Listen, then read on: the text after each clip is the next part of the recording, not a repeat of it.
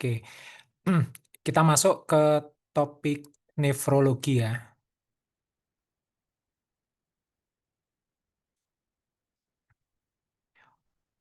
Soal nomor satu, jadi ini memang kita soalnya itu banyak yang review juga. Jadi kita memang review ya, maksudnya eh, soalnya banyak sering muncul gitu. Soal nomor satu, mana dari temuan mikroskop elektron berikut pada biopsi ginjal yang paling mungkin sesuai dengan glomerulonefritis pasca streptococcus? Intinya, wanita 24 tahun, mual muntah, menderita sakit tenggorokan 2 minggu yang lalu, dia hipertensi, ada edema ekstremitas. Nah, pada intinya dia nanya hasil mikroskop elektron dari glomerulonefritis pasca streptococcus. Kebanyakan menjawabnya 2 dari 3 ya, subepithelial HAM. Nanti kalau dari glomerulonefritis, saya cuma sekedar mereview aja. Nanti harusnya udah lebih lancar ya. Jadi di dalam klasifikasi glomerulonefritis itu jenisnya macam-macam. Ada yang membagi berdasarkan klinisnya, nefrotik sama nefritik. Pokoknya eh, gambar ini menurut saya juga harus dihafalkan. Selain itu juga ada yang klasifikasi berdasarkan primer sama sekunder. Kalau primer ya berarti dia tidak ada penyakit atau kondisi lain sistemik yang menyebabkan glomerulonefritis. Tapi kalau sekunder biasanya dia berhubungan sama penyakit sistemik. Nanti kalau pada sindrom nefrotik itu biasanya kalau primer itu biasanya berupa MCD ya, minimal change disease, FSGS, focal segmental glomerulosclerosis, membranous nephropathy gitu, ataupun MCGN. MCGN ini bisa nefrotik atau nefritik ya, karena dia di tengah-tengah. Sementara sisanya kebanyakan dia nefritik gitu. Terus nanti juga ada yang membagi berdasarkan proliferasi sama non-proliferasi. Kalau proliferasi berarti sel-sel di glomerulus itu mengalami proliferasi. Biasanya dicetuskan oleh inflamasi. Makanya kalau proliferasi paling sering ketemunya banyaknya pada yang nefritik secara umum. Terus ada juga berdasarkan deposit atau keterlibatan dari imunnya. Jadi kalau misalnya dia eh, terhubungan dengan ada anti GBM, anti glomerular basal membran, maka dia dibagi dua. Kalau ada keterlibatan paru, maka dia good pasture syndrome. Kalau tidak ada, maka dia ada anti GBM disease. Intinya itu. Kalau misalnya ANCA positif, nanti dia ada C ANCA sama P ANCA. Terus juga ada yang berhubungan sama kompleks imun. Nanti dia bisa berhubungan sama sistem komplement, jadi komplement C3-nya turun. Nah, kalau komplement C3 turun, maka kemungkinan dia glomerulonefritis post-streptokokal, membranoproliferatif glomerulonefritis, SLE, dan lain-lain. Tapi kalau C3-nya normal, maka dia IgA, glomerulonefritis. Nanti harus dibaca lagi. Ini adalah gambaran secara umum. Nanti kalau dia proliferatif, dan nanti dia bisa banyak sel-sel di sini. Nah, yang perlu teman-teman tahu, kadang-kadang soal itu tuh ada yang nyebelin ya. Jadi dia detail. Kalau misalnya dia dilihat dengan mikroskop yang khusus, terus dia ada imunologi, dia terdeposit lokasinya spesifik. Nah, itu kemungkinan sakitnya apa? Nah, jadi eh, teman-teman memang harus dibayangin sih. Jadi ini kan adalah suatu tampilan glomerulus, terus ini pembuluh darahnya, ada sel endotel. Yang warna oranye ini adalah dari membran basalis. Terus yang tengah-tengah ini adalah sel mesangial, terus yang di luar biru ini adalah podosit. Tuh. Nah, nanti teman-teman dibayangin yang awal-awal itu yang warna hijau di sini. Jadi kalau ada kata-kata dia deposit imunologis di daerah mesangial ya. Mesangial imun kompleks deposit biasanya itu dia akan merujuk kepada kasus seperti IgA nefropati. Tetapi kalau misalnya dia terdeposit imunologisnya itu di daerah subendotel, jadi ini kan endotel, terus dia di bawahnya subendotel, maka dia biasanya ke arah lupus nefritis kelas 3, kelas 4. Terus kalau misalnya dia ada lagi nih, kalau misalnya dia ada depositnya linear ya, linear imun kompleks deposit nih. Jadi dia sama kayak membrana basali, membran basalnya, maka dia anti GBM disease ya, glomerular basal membran. Kalau dia terdepositnya agak di luar, jadi dia di subepitel. Nah, kalau dia di subepitel, biasanya dia lupus nefritis kelas 5 ataupun dia yang positif terhadap PLA2R seperti pada kasus membranosa nefropati.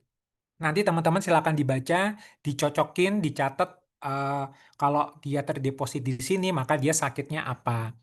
Nah, salah satu yang di soal ini, dia itu adalah kasus PSGN ya, post streptokokal glomerulonefritis. Jadi kalau post streptokokal glomerulonefritis, dia biasanya kalau dilihat dengan pemeriksaan apa mikroskop yang khusus, maka elektron nanti dia bisa memperlihatkan gambaran imun kompleks deposit di subepitel ya. Jadi dia akan tampak seperti HAM like subepitel imun kompleks deposit. Jadi dia kayak ada HAM apa sih kayak punuk gitu nih. Gambarnya seperti ini. Yang kiri normal, terus kalau ini yang PSGN, post streptococcal glomerulonefritis. Nah, terus ini eh, clue-clue aja. Jadi kalau misalnya dia di apa eh, kondisi-kondisi tertentu ketemu soal post streptococcal glomerulonefritis, kata kunci biopsi findingnya dia biasanya adalah gambaran subepithelial HAM ataupun memang gambaran lampi-bampi IgG sama C3. Selain itu, pada kasus misalnya Good Pastor Syndrome, tadi Good Pastor Syndrome kan berarti dia ada anti GBM, terus dia juga ada batuk darah, ya, karena dia mengenai paru. Nanti dia biasanya kalau anti GBM tentu saja nanti ada gambaran linear ya, imunofluorescent. Jadi nanti dia posisinya kayak gini. Itu kalau Good Pastor Syndrome atau penyakit ya anti GBM disease ya, GBM disease.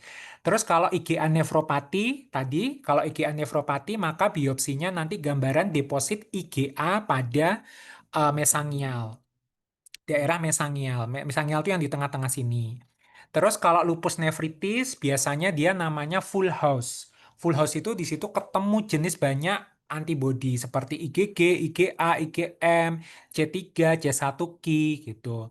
Terus ada juga Alport syndrome. Kalau Alport syndrome itu kelainannya disebabkan defek kolagen tipe 4. Nanti akan ada gambaran khas namanya basket with GBM pada pemeriksaan mikroskop elektron. Nah, nanti ini bisa teman-teman dibaca pelan-pelan.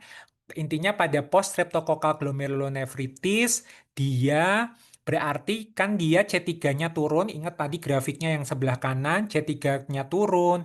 Terus dia biasanya akan ada deposit IgG, IgM, C3 ya, menimbulkan tampilan lampi-bampi pada pemeriksaan mikroskop. Selain itu juga ada gambaran subepitel deposit HAM. Tuh. Nah, sehingga dari nomor satu ini, temuan mikroskop elektron pada PSGN adalah yang Jelas D. ya subepithelial Iya. HAM. Sementara kalau fusi food process sel epitel visceral glomerulus itu adalah kasnya untuk minimal change disease. Kalau endapan mesangial diffuse itu macam-macam ya, bisa IgA dan lain-lain ya. Tuh, tidak terdapat deposit, yaitu berarti yang pausi imun, berarti dia mau ke arah ANCA biasanya. Lumen kapiler tanpa tertutup ini bukan gambaran khas yang kita cari. Oke, gampang ya. Enggak, nanti kita kalau ini memang jatuhnya agak sedikit hafalan ya, nggak apa-apa. Pokoknya pelan-pelan, dikit-dikit dihafal. Nomor 2, diagnosis yang mungkin. Laki-laki 18 tahun, dia hematuri, mengalami gangguan pendengaran. urin rutin memang dia hematuri banget, erbisikas. Diagnosis yang mungkin memang kalau di sini kebanyakan adalah 2 dari 3 menjawab Alport syndrome. Sementara yang lain menjawab IgA nefropati. Memang benar ya jawabannya memang adalah Alport syndrome. Jadi memang pada pasien usia muda, gangguan pendengaran sejak anak-anak, ini kan kita berarti curiga ada kelainan herediter nih di glomerulusnya. Nah, salah satunya memang adalah Alport syndrome atau hereditary nephritis. Alport syndrome itu disebabkan adanya mutasi kolagen tipe 4. Dia bisa mengenai gangguan jaringan ikat bukan saja di ginjal, tetapi dia juga bisa mengenai jaringan ikat di lensa mata. Terus dia juga bisa mengenai jaringan ikat di daerah koklea, di daerah pendengaran, sehingga dia akan mengganggu mata, mengganggu telinga, pendengaran, sama mengganggu di ginjal. Di ginjal nanti akan menyebabkan penurunan ketebalan dari membran basal glomerulus. Sehingga kalau dia tipis, maka dia darah itu akan lebih mudah lewat sehingga menyebabkan klinis hematuri. Tetapi memang Alport syndrome itu juga bisa menyebabkan klinis seperti nefrotik gitu. Jadi tapi paling sering memang dia lebih ke arah nefritis, nephritic syndrome. Nah, karena dia tipis jadi dia bocor keluar. Nanti ingat bahwa Alport syndrome karakteristiknya adalah patologi anatominya adalah basket weave change ya, yang ditunjuk di sini nih. Jadi kayak apa ya, basket weave kayak apa sih, kayak pola dari keranjang gitu ya. Terus dia dan juga ada penipisan dari membran basal glomerulus nih ya, normalnya oke, tapi kalau Alport syndrome dia tipis terus ada basket weave, nanti bisa dibaca.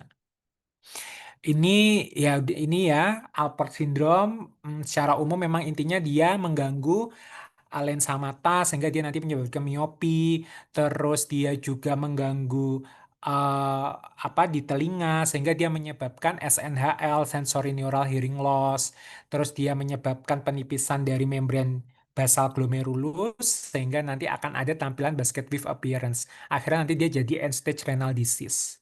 Tuh. Nah, sehingga jawabannya benar ya, 2 dari 3 menjawab Alport syndrome. Nomor 3, apakah pilihan tata laksana yang tepat perempuan 40 tahun, badannya bengkak, kencing berbusa 1 minggu. Intinya dia kayak nefrotik ya. Pasien sudah menderita RA sejak 20 tahun, pakai metotrexat. Terus ketemu hepatosplenomegali, ternyata ginjalnya dibiopsi ketemu membran basal yang menebal dan kapiler glomerulus menebal. Apple green positif. Dan ini merupakan suatu yang khas ya. Kalau apple green positif, dia kemungkinan mengarah kepada apa? Kasus apple green amyloidosis. Intinya eh, amyloidosis itu tidak hanya terbatas pada ginjal.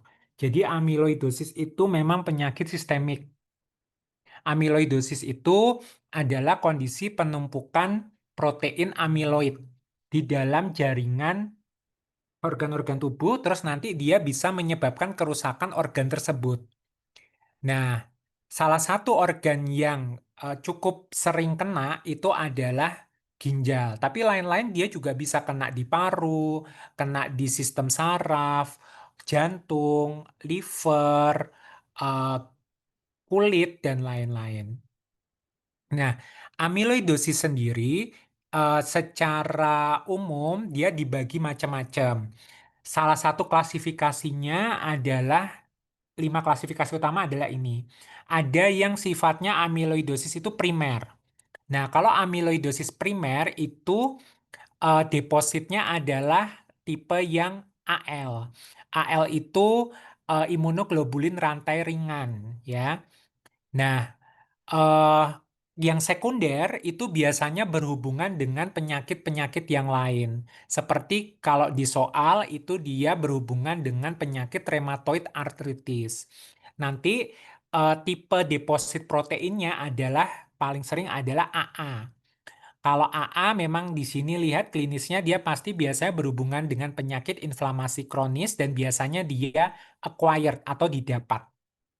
Dan dia menyebabkan 90% kerusakan ginjal. Selain itu ada juga yang amyloidosis herediter. Ada yang senilis, tua ya, atau tipe gagal ginjal. Jadi pasien dengan CKD yang lama, dia juga bisa menyebabkan amyloidosis.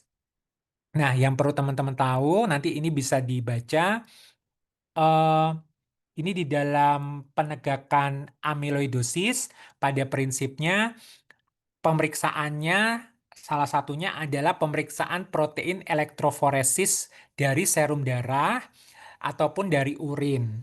Nanti kita lihat jenis proteinnya itu apa. Selain itu juga penting untuk melakukan biopsi dari jaringan atau organ yang terlibat.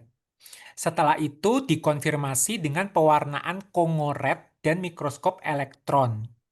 Nah, nanti biasanya akan ketemu contoh misalnya AL. AL tadi primer ya. Ingat, kalau AL-nya primer itu biasanya nanti memang harus dilanjutkan dengan pemeriksaan aspirasi dan biopsi sumsum tulang.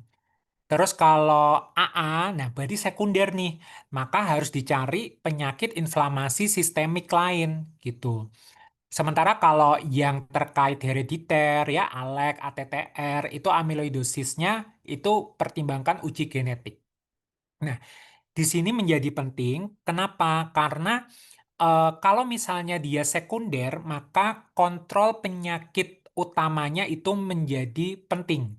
Misalnya dia berhubungan dengan penyakit inflamasi kronik dalam hal ini misalnya rheumatoid arthritis, maka penting untuk supaya rheumatoid arthritisnya ini benar-benar terkontrol gitu. Sementara kalau AL dia primer, nah kalau dia primer maka dia membutuhkan terapi yang khusus.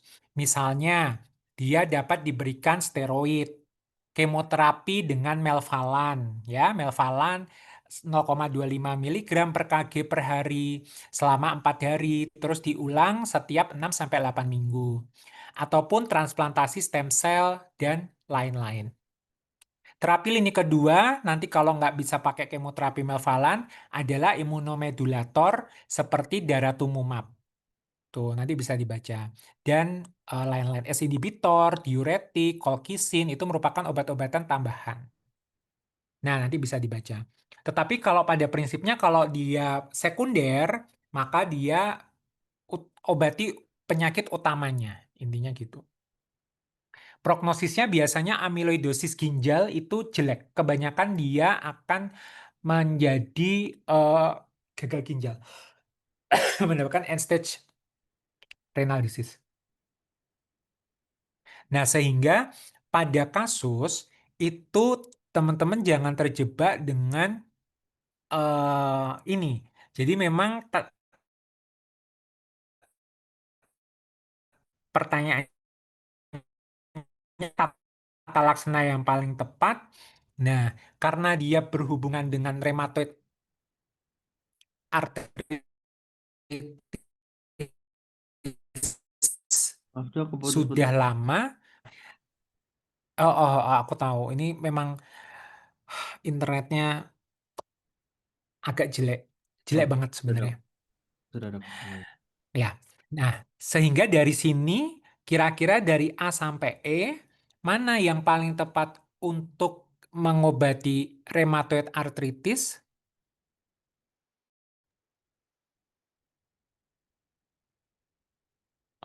Nah, jadi em, mengingatkan aja bahwa rheumatoid arthritis itu obatnya memang bisa berupa steroid sama lini pertamanya tetap methotrexat. Ya, steroid itu hanya untuk eh, tambahan dan dia hanya nggak mempan, maka berikutnya adalah apalagi kalau dia ada faktor prognostik buruk, maka di situ ada tempat biologik DMARD gitu.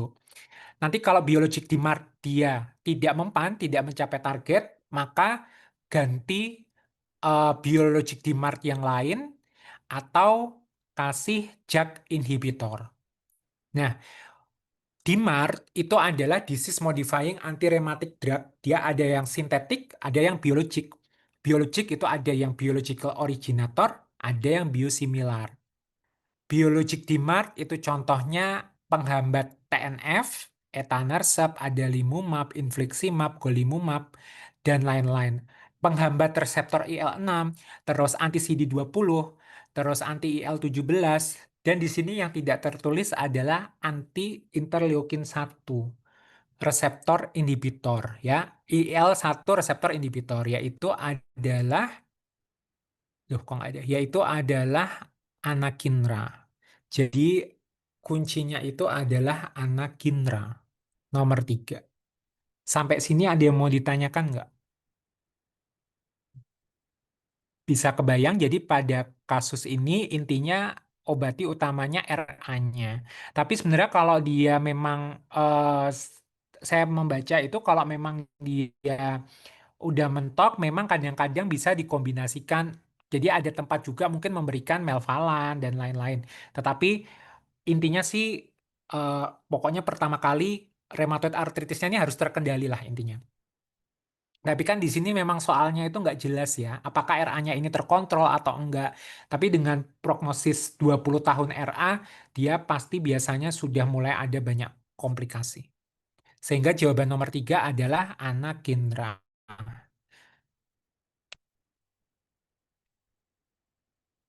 Oke, nomor 4, lanjut ya. Diagnosa pasien ini, laki-laki muda 24 tahun, lemah, kaki otot, kram, mual muntah, parestesi. Ternyata dia hipokalemi nih, 2 mg per desiliter. Magnesium 1,4. Kayaknya dia rendah ya, magnesium tuh 1,7 Pak ya. Kalsium urin 30. Catatan di sini, pemeriksaan molar urin, molar rasio kalsium sama kreatinin dia kurang dari 0,15. Hasil AGD-nya alkalosis metabolik. Diagnosis pasien ini, nah ini teman-teman berarti mau nggak mau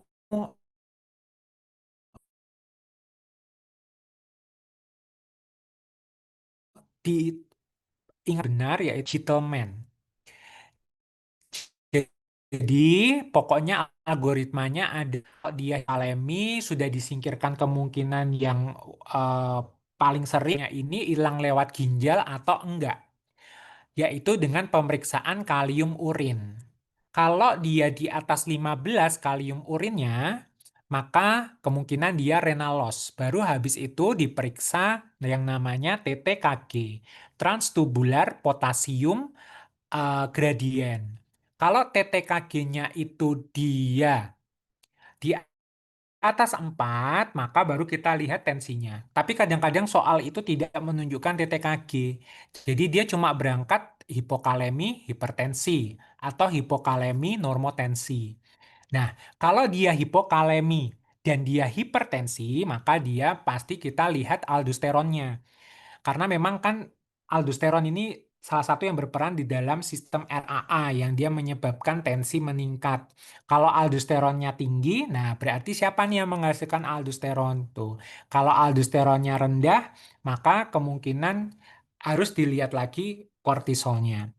Nah, tetapi kalau di soal dia kan tensinya itu normal atau rendah ya. Terus kita lihat status asam basanya. Kalau status asam basanya dia asidosis metabolik maka kemungkinan dia adalah RTA. Kalau dia alkalosis metabolik seperti di soal, jadi dia hipokalemi, tensinya normal, alkalosis metabolik, maka kita lihat pemeriksaan eh, klorida di urin.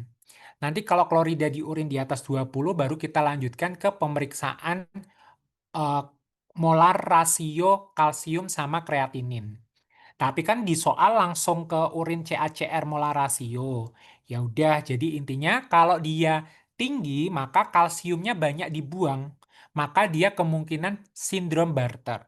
Tetapi kalau dia kalsiumnya itu rendah di urin, maka dia adalah Gentleman syndrome gitu. Nah, terus kalau Barter biasanya dia, kalau nggak Barter ya dia loop diuretik, kalau Gentleman dia thiazide. Kenapa? Karena memang kalau dia Barter syndrome, teman-teman harus bisa membayangkan nih supaya lebih gampang.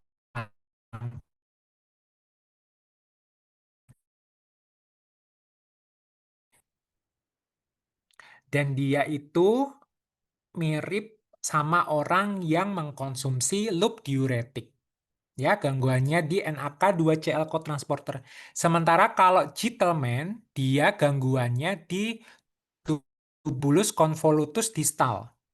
Mirip kayak orang menggunakan thiazide ya. Tuh. Nah,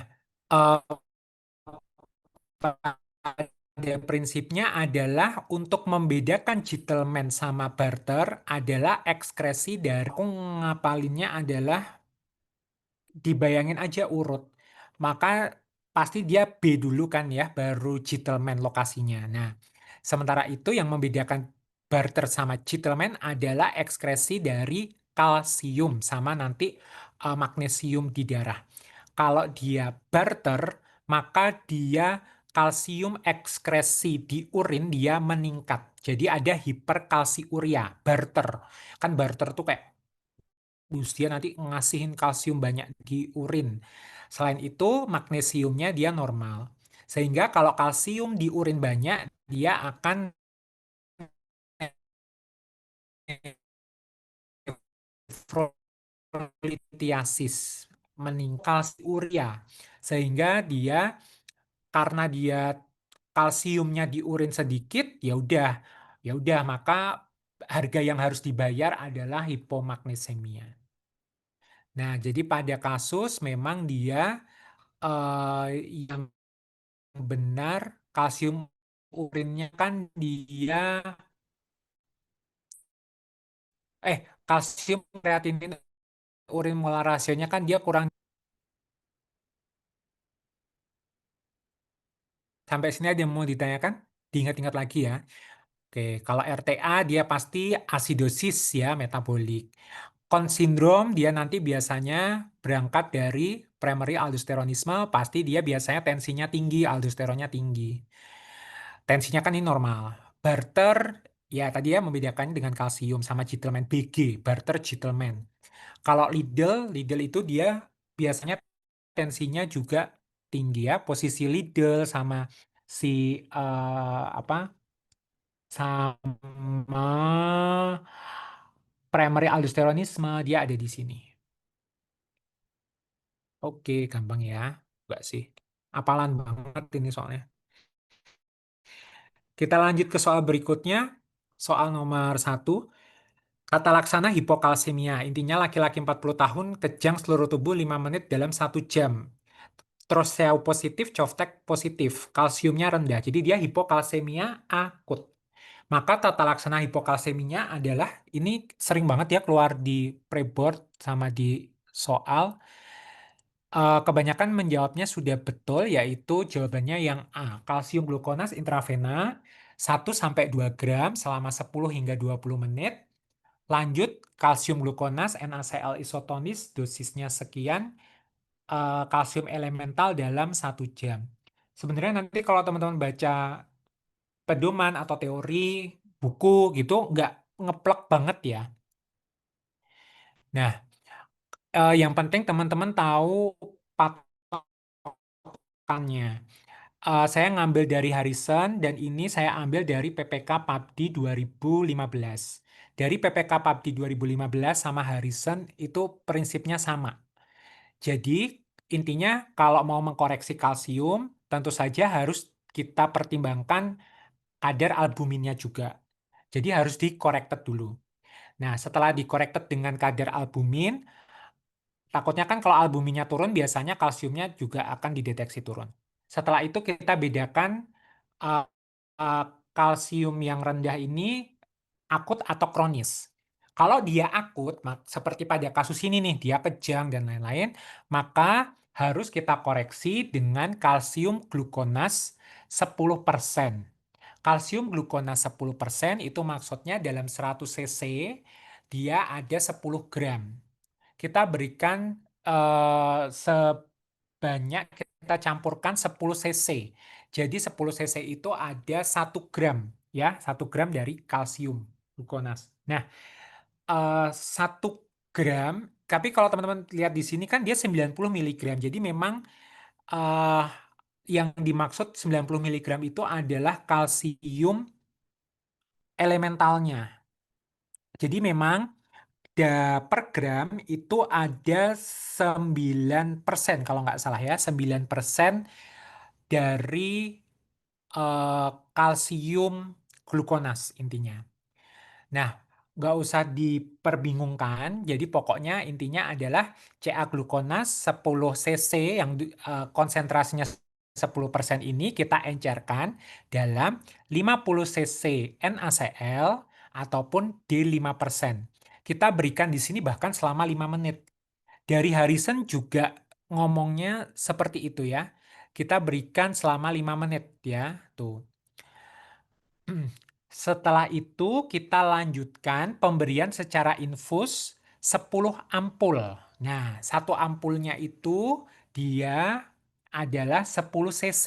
Berarti kan dia ada 100 ya kalsium glukonas. Nah, dia di situ mengandung 900 miligram kalsium elemental. Ya, kita berikan dalam 24 jam. Tuh ya. 9 intinya dia 10 ampul dalam 1 liter dextrose 5 atau NaCl. Jadi pokoknya kalau akut intinya dia 10 cc kita encerkan dalam 50 cc D5 atau NaCl. Kita berikan 5 menit. Lanjut 10 ampul jadi berarti dia ada 100 cc terus kita campur ke 1 liter D5 atau NaCl terus habis dalam 24 jam. Tuh, sehingga berarti kalau misalnya kita bagi, ini memang males banget ya hitung-hitungan itu. Kalau kita bagi, berarti kan 1 liternya itu dia mengandung di sini elementalnya 900 miligram. Berarti kalau dibagi 24, maka per jamnya itu nanti dia eh, kurang lebih ada 37,5 miligram per jamnya. Tuh, nanti teman-teman bisa dibaca, dihitung ulang pada prinsipnya nanti jatuhnya itu sudah masuk ke dosis ini, yaitu 0,5 sampai 1,5 miligram kalsium elemental per kg dalam 1 jam. Kalau tadi kan dalam 24 jam, tapi kalau ini dalam 1 jam. Gitu. Berarti kan kalau 24 jam kan berarti dia 12 miligram kan sampai berapa tuh? Eh, sampai 1,5 miligram per kg BB ya, tergantung berat badannya berapa. Tapi kalau teman-teman ketemu soal kayak gini, ya udahlah pakai ilmu perasaan aja. Jadi lihat, kayak ini kan kondisi akut, nggak mungkin lah dia dikasih uh, suplemen kalsium 1000 sampai 1500 mg per hari. Ini kronis, ini per oral biasanya. Kalsitriol itu bentuk vitamin D3 yang aktif itu juga enggak. Kalsium karbonat ini juga tablet enggak, pasti dia IV, otomatis antara A atau B. Kalau yang B itu yang kurang pas itu kok 30 menit ya, kelamaan. Jadi memang teorinya 5 menit. Nah, sehingga yang paling mendekati tentu saja yang A. Karena walaupun ya dia 10 sampai 20 menit sih, nggak persis banget. Tapi dia yang paling mendekati yang betul. Jadi jawabannya yang A. Sampai sini ada yang mau ditanyakan nggak? Jadi pokoknya kalau dia akut, kita kasih dalam 5 menit 1 sampai 2 gram. Terus habis itu yang tadi ya, kalau misal masih kalsiumnya masih rendah, dalam 1 liter kita masukin 10 ampul, ya dalam 24 jam habis itu. Terus kalau nanti kronik, hipokalsemia kronik, maka kita pakai per oral aja. Nah, per oralnya itu adalah 1000 sampai 1500 miligram per hari kalsium elemental. Kalau teman-teman kayak yang di sediaan rumah sakit kan kayak CaCO3 500 miligram, itu sebenarnya kalsium elementalnya isinya cuma 200. Jadi kalau teman-teman ngeresepin 3 kali 1, 3 kali 500 miligram, itu cuma 3 kali 200 mg kalsium elemental. Jadi cuma 600. Sebenarnya masih kurang gitu.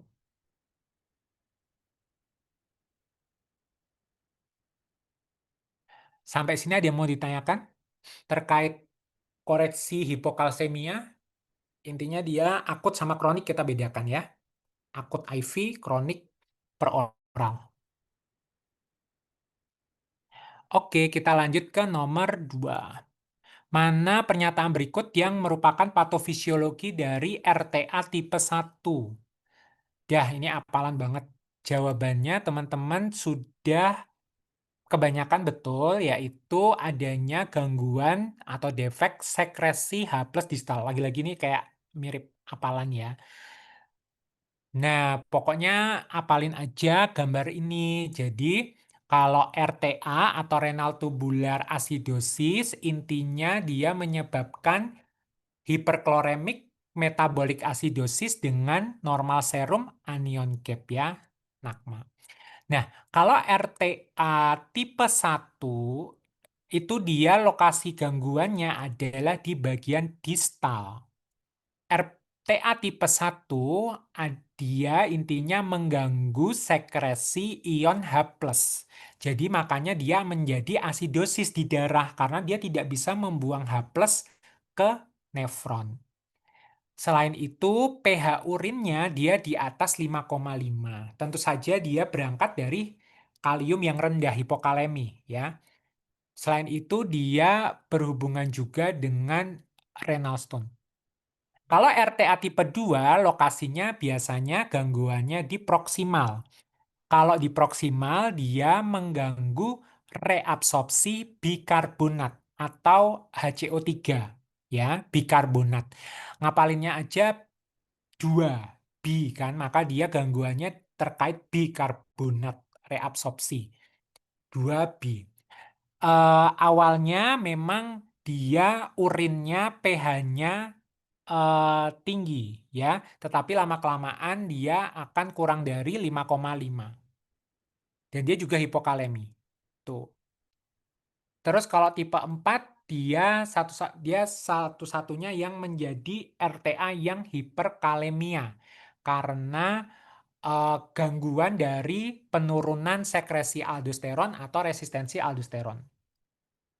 Nah, pokoknya kalau tipe 1 kan distal. Distal tuh gangguan sekresi dari H+. Kalau tipe 2 dia proksimal gangguan reabsorpsi dari bikarbonat ya atau HCO3. Terus pH urin kebanyakan semuanya itu adalah lebih dari 5,3 ya. Tetapi kalau tipe 2 itu kadang-kadang kurang dari 5,3. Tuh, letter intinya dia yang tipe 2 itu awal-awal memang dia intinya tinggi pH-nya tetapi lama-kelamaan dia jadi kurang dari 5,3 atau 5,5. Terus kalau misalnya ditanya urin anion gap itu dari semua RTA rata-rata dia selalu tinggi ya, di atas 20. Tetapi kalau RTA tipe 2 ini memang agak-agak. Jadi RTA tipe 2 itu kadang-kadang urin anion gap-nya itu bisa lebih rendah malah. Tuh. Terus yang spesial lagi tadi ya RTA tipe 1 urin kalsium sama kreatininnya dia juga meningkat sehingga dia resiko nefrolitiasis. Nanti teman-teman melakukan pendekatan bisa dari pemeriksaan penunjang ataupun dari penyakit yang menyertai.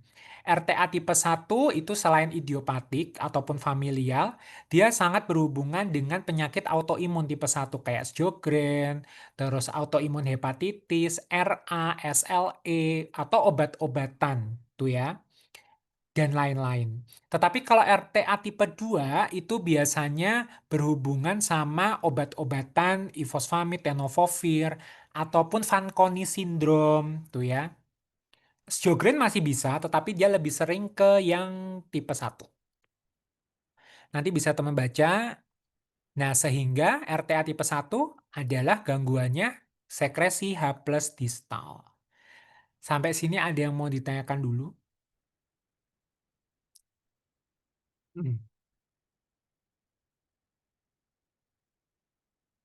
Aman ya.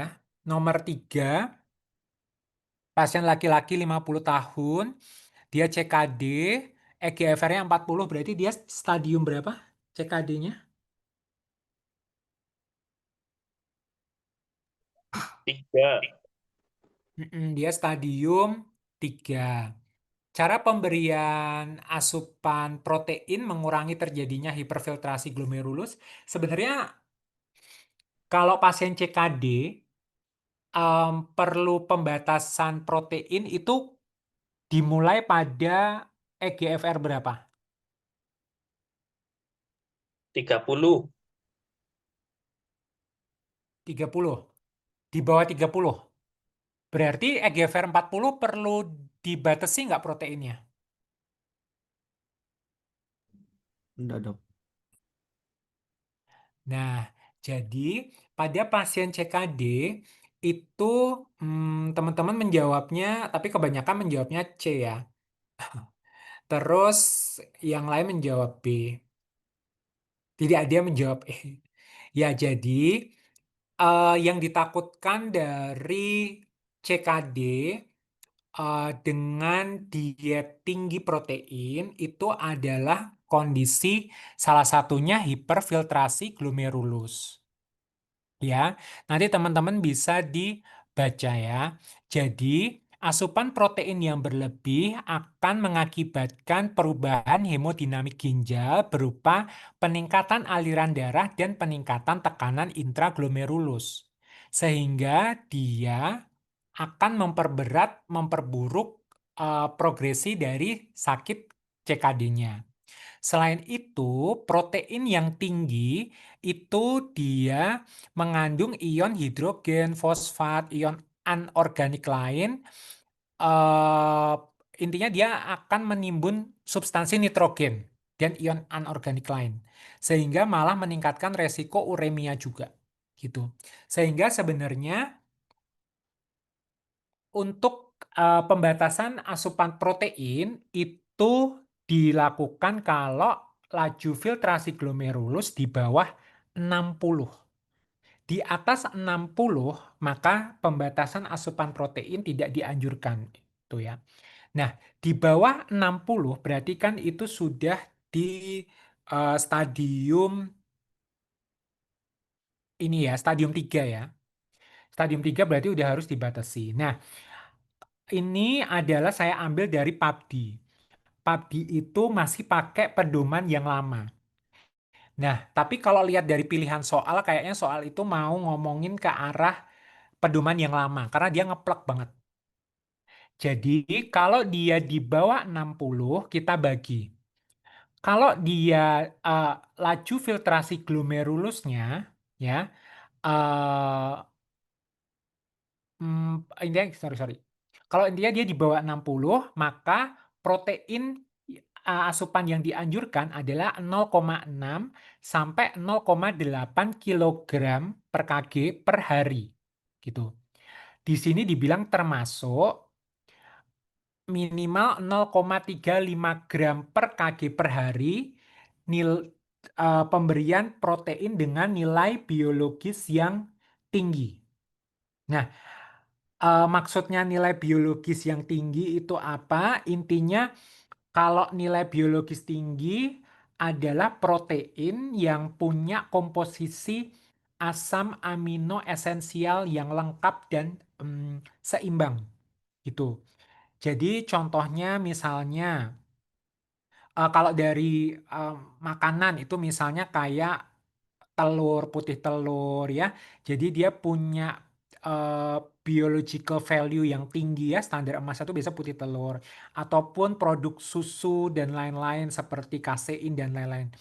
Nah, hmm, itu disebut nilai biologi tinggi. Nah, tetapi catatan di sini, kalau dia laju filtrasi glomerulusnya antara 5 sampai 25, maka yang tadi protein nilai biologi tinggi itu bisa diganti tambahan 0,3 gram asam amino esensial atau asam keton. Itu. Jadi em, Makanya kan kalau kadang-kadang kan banyak produk yang keto acid dan lain-lain gitu ya, itu punya peran dia mengandung protein yang memiliki asam amino esensial ya, yang tidak bisa diproduksi tubuh, pokoknya dia bagus lah intinya itu. Jadi prinsipnya sama sih, kalau di bawah 60 maka kadar protein yang dianjurkan 0,6 sampai 0,8 per kg per hari. Termasuk 0,35 gram per kg per hari protein yang memiliki nilai biologi yang tinggi. Tetapi kalau antara 5 sampai 25 selain tadi itu juga bisa tambahan 0,3 gram asam amino esensial atau asam keton. Ya, itu kalau dari pedoman yang lama. Jadi PABDI masih pakai yang lama. Tetapi kalau pakai yang baru, ini bisa dari Kadoki. Kalau Kadoki itu nanti dia ribet, dia harus dibagi diabetes, non diabetes, metabolik stabil atau enggak gitu. Ada lagi yang lebih terbaru pakai pakai yang 2024 aja. Ini aku lupa Kadoki apakah Digo ya. Tuh. Tapi pada prinsipnya kalau yang terbaru 2024 dia cukup gini. Kalau dia CKD stage 3 sampai 5, maka kebutuhan proteinnya adalah 0,8 gram per kg per hari. Jadi dipukul rata 0,8. Nah, kalau misalnya mau lebih advance lagi, maka di situ pakai diet yang sangat rendah protein ya.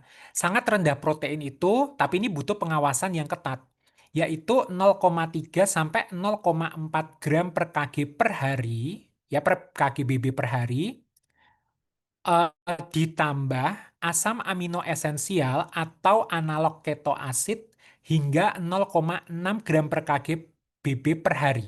Gitu. Jadi ini malah lebih mudah.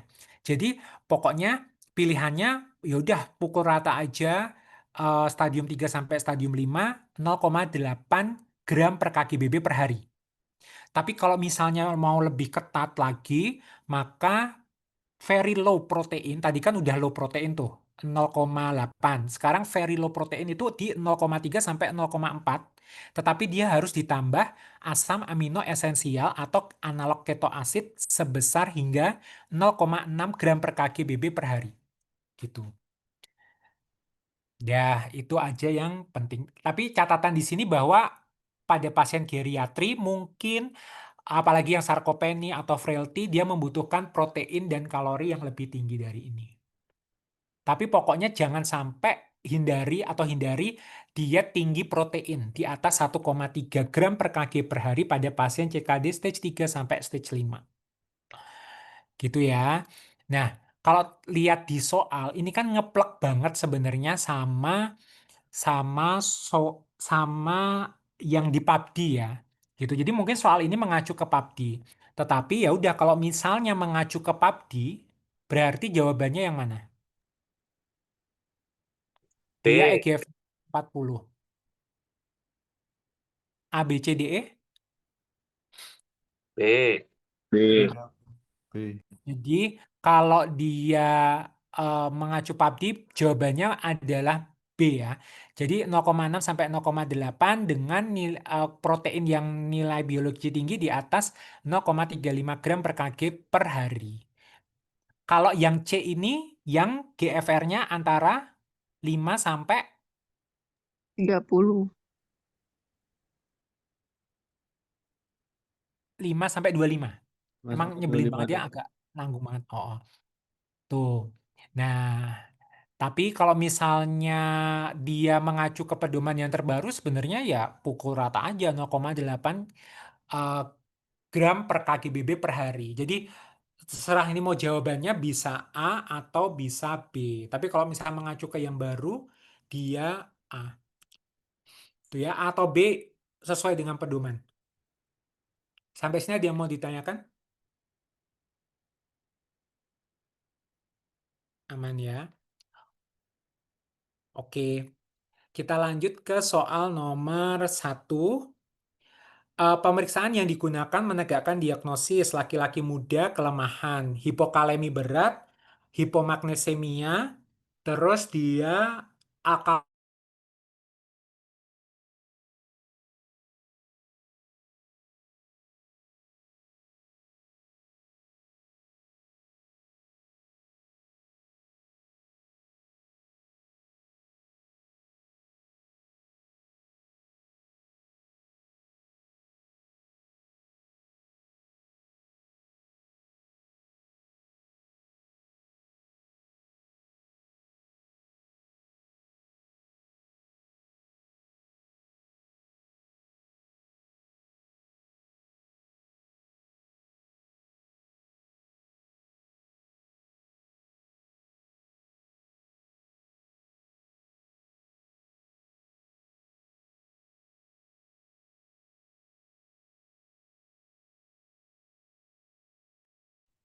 Lempar ya.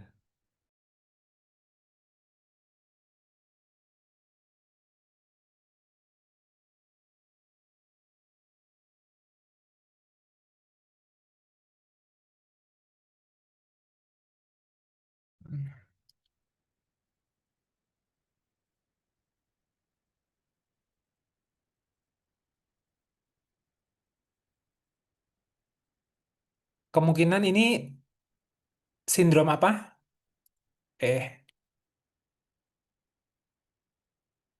Tensi normal, hipokalemi, hipomagnesemi, alkalosis metabolik, sindrom. Gitelman atau Barter. Jadi dia antara BG ya, BG ya. Uh, Sindrom Gitelman atau Barter. Sehingga nanti harus dibedakan dengan pemeriksaan kalsium urin. Terus, nah pokoknya ini ya, salah satu yang penting, hipokalemi, alkalosis metabolik tanpa hipertensi, maka antara Barter atau Gitelman. Tapi kalau dia hipokalemi, alkalosis metabolik dengan hipertensi, maka biasanya dia merujuk kepada Liddle syndrome. Tuh. Kalau misalnya pakai yang tadi ini sulit dihafalkan, ya pakai kotak yang bawah ini. Jadi pendekatannya yang hipokalemi, alkalosis metabolik dengan hipertensi atau tanpa hipertensi. Oke, soal nomor 2. Tata laksana anemia yang tepat, laki-laki 49 tahun, CKD stadium 4, HB 8,2, leukosit trombosit normal, mikrositik hipokromik, saturasi transferin 14%, ferritin 20. Tata laksana anemia yang tepat, jadi ini pada intinya dia CKD stadium 4. Berarti kan kemungkinan belum hemodialisa ya. Nah, teman-teman jawabannya adalah pemberian preparat besi intravena sampai terkoreksi. Nah, yang lain menjawab ada yang C ataupun kombinasi intravena sama EPO secara bersamaan. Oke, jadi eh eh, oke, kan kalau anemia pada CKD memang dia disebabkan karena EPO kan ya, defisiensi EPO. Tetapi kita harus memastikan dulu sebelum pemberian EPO adalah status besinya gitu. Kalau dia ada status besi defisit ya yang absolut, anemia defisiensi besi absolut ya nggak boleh masuk, jangan masuk EPO-nya gitu. Nah, maka kita harus lihat komponen saturasi transferin sama ferritin. Kalau saturasi transferin cut off-nya berapa? 20. Sip 20. Kalau ferritin? 1000. Nah, di sini 100 atau 200 ya berarti. Dia 100 atau 200, tergantung dia dialisa atau enggak. Jadi, pokoknya eh kalau lihat soal gini, kita lihat dia anemia defisiensi besi fungsional atau absolut. Kita lihat kalau saturasi transferinnya di bawah 20%, habis itu kita lihat ferritinnya di bawah 100 atau 200 tergantung dia hadir rutin atau enggak, dialisa atau enggak, berarti kan dia semuanya kurang-kurang ya. Maka pasti dia defisiensi besi absolut gitu. Ferritin kan cadangan besi. Kalau si saturasi transferin itu kan kayak transfer, itu kan dia kayak truk ya, truk yang mengangkut transfer ya, dia truk yang mengangkut besi gitu. Nah, kalau dia rendah ya berarti besi yang ada di jalan raya kan pasti rendah gitu. Nggak, kayaknya hampir nggak mungkin atau bahkan jarang ya kalau misalnya saturasi transferinnya tinggi tapi cadangan besinya, ferritin serumnya itu rendah gitu. Jadi biasanya dia antara saturasinya rendah tapi cadangan besinya tinggi atau cadangan besinya dia juga rendah. Oke, jadi ya jelas ya absolut. Wong yang besi yang ada di gudang ya, di ferritinnya itu rendah, yang di jalan raya, yang di truknya itu dia juga rendah, pasti dia defisiensi besi absolut. Berarti harus kita koreksi dulu nih dengan preparat besi, oral atau IV. Nah, kalau misalnya dia belum dialisa, maka dia pakai oral dulu ya. Setelah 3 bulan saturasi transferinnya nggak bisa naik di atas sama dengan 20% dan atau ferritin serumnya di atas sama dengan 100, baru masuk terapi besi yang parenteral gitu. Oke, jadi kita koreksi dengan preparat oral dulu. Nah, kemudian di sini dikatakan dilanjutkan pemberian EPO. EPO itu kalau misalnya udah terkoreksi nih, kita ngasih EPO-nya kalau HB-nya di bawah berapa? 7. Di bawah 7 tujuh lah ini sembilan kok ya jadi eh kan ini HB 8,2 nih, terus kita kasih preparat besi, ternyata dia udah terkoreksi nih besinya, tapi dia HB-nya naik nih, HB-nya jadi 10,5, perlu dikasih EPO nggak? Tidak. 10 Ya. yang penting di bawah 10 ya dok. Jadi biasanya kita kasih EPO itu kalau dia di bawah 10 gitu. Memang ya targetnya antara 10 atau sama dengan 12 sampai 12. Memang ada beberapa yang bilang 11 sampai 12 gitu ya, tapi ini memang per Nevri belum ada pedoman yang update ya. Jadi baru internasional udah ada yang update, tetapi kalau yang per Nevri ini masih tahun berapa? 2011 kalau nggak salah. Itu dibilang targetnya memang 10 sampai 12 sehingga kita ngemasukin EPO kalau dia an- eh, anemia defisiensi besinya sudah terkoreksi ataupun dia fungsional dan HB-nya di bawah 10. Tapi kalau absolut harus dikoreksi dulu. Kapan transfusi PRC pada pasien dengan CKD kalau dia HB Habis di 7. bawah? 7. Tujuh. Dia di bawah Bawah 7. 10. Nah, kalau di bawah 10 tuh kayak ini ya, kayak kayak di Sarjito. Jadi memang secara teori transfusi PRC itu kalau bisa dihindari. Dia diberikan kalau dia di bawah 7, jadi kita prinsipnya adalah restriktif ya. Atau dia di bawah 8 tapi mengganggu hemodinamik. Atau dia di bawah 10 tapi dia sudah ada gangguan hemodinamik lah. Ada yang bilang di bawah 10 dengan gangguan hemodinamik atau di bawah 8 dengan gangguan hemodinamik. Ada yang bilang di bawah HB9.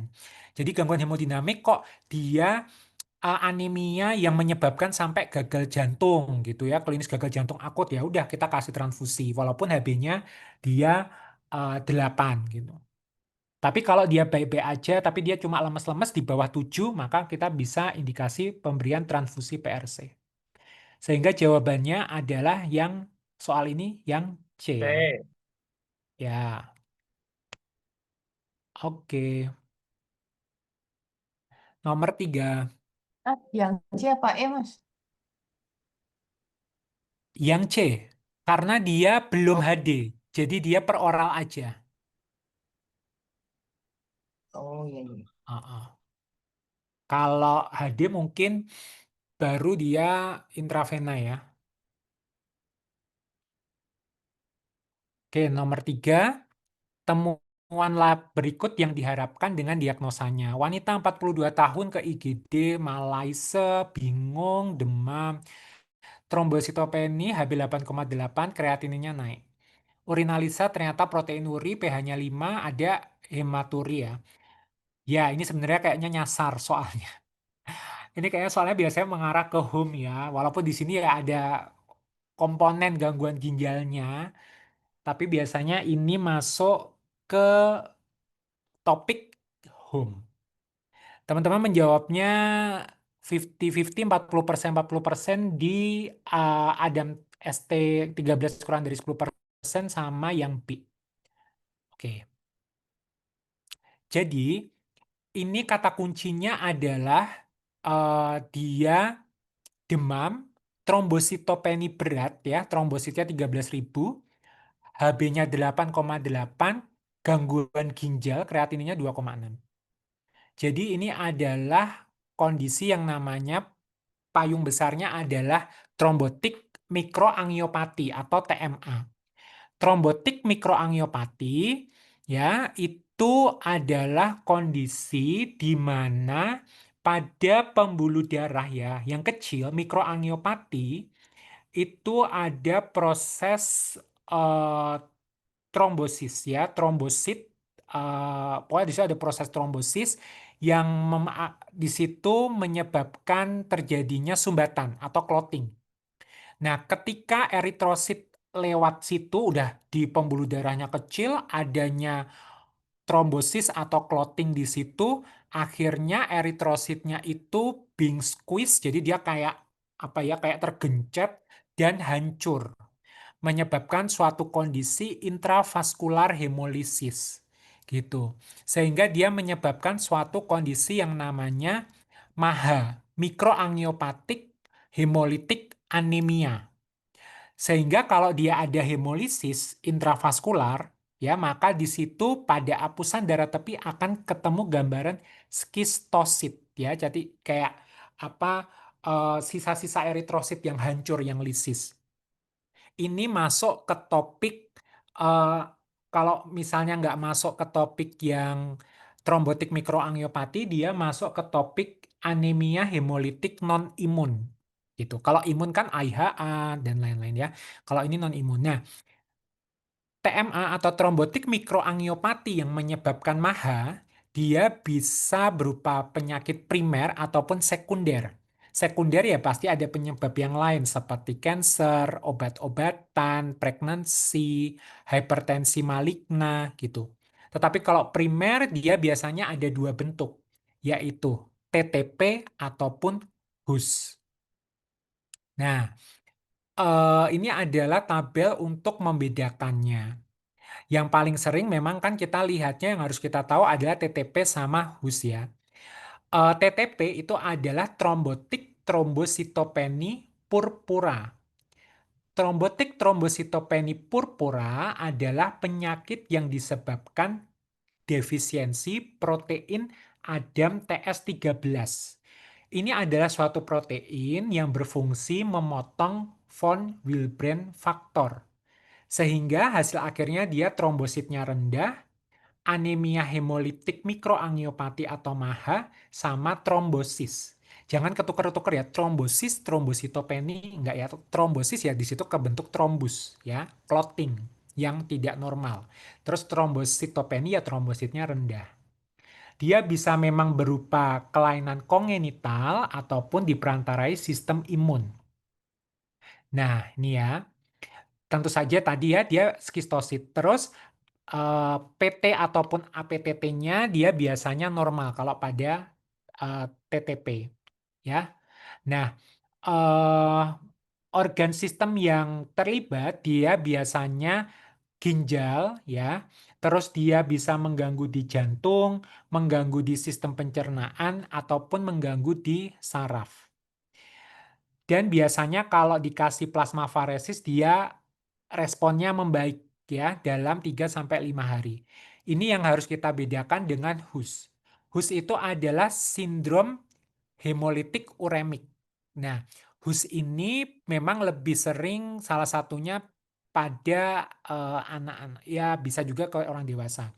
Dia biasanya ada riwayat diare karena memang HUS ini salah satu patogenesisnya akibat sigatoksin ya. Jadi dia biasanya diare, ada riwayat diare mungkin diare berdarah.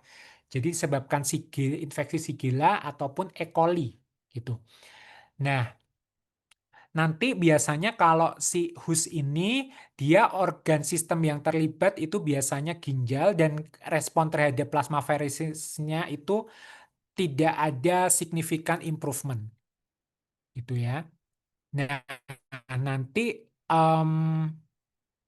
pada prinsipnya kalau membedakan HUS sama TTP bisa lihat dari sini. Kalau TTP defisiensi Adam TS13, TTP T TS ya, DMTS 13 defisiensi.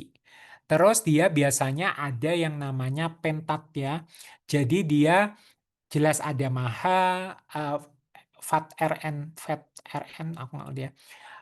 Fever, anemia mikroangiopatik hemolitik, T-nya trombositopeni, R-nya adalah renal injury yang akut, sama N-nya fluctuating neurological sign. Ya, terus trombositnya rendah, skistosit jelas ya. Terus dia terapinya adalah plasma exchange, high dose glukokortikosteroid, rituximab kalau dia parah.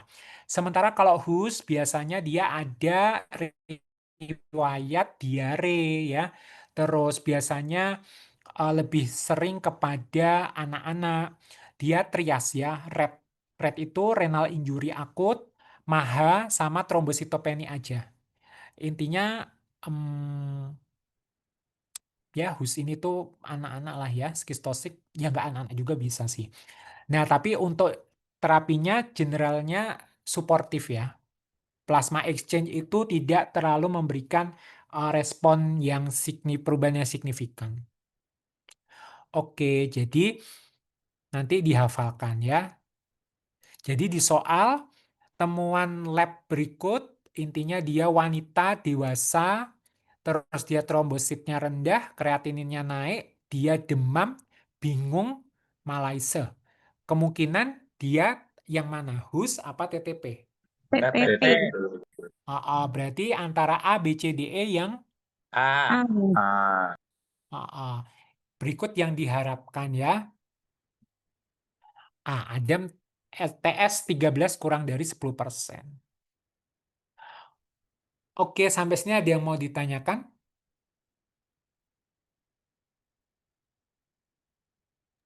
Izin dok, Oh, ini dok kalau misalkan di soal tuh pernah nggak dok ada RTA tipe 3 gitu dok? enggak ya. RTA tipe 3 tuh kan kayak Kan gabungan ya. RTA tipe 1 sama 2 ya dok? Nggak pernah ya dok ya? Enggak. Hmm. Tapi sebagai pilihan. Maksudnya sebagai pilihan di A, B, C, D, E. Oh, maksudnya Tapi kalau jawabannya itu nggak pernah ya dok ya? kok kayaknya enggak ya. Aku nggak pernah nemu ya.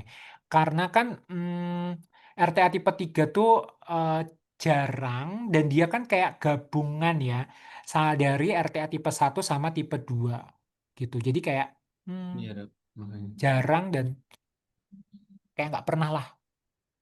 Wah, siap dok. Kalau RTA tipe 4 kelasnya apa tadi? Berkalem itu. Mm-mm. Oke, ada lagi?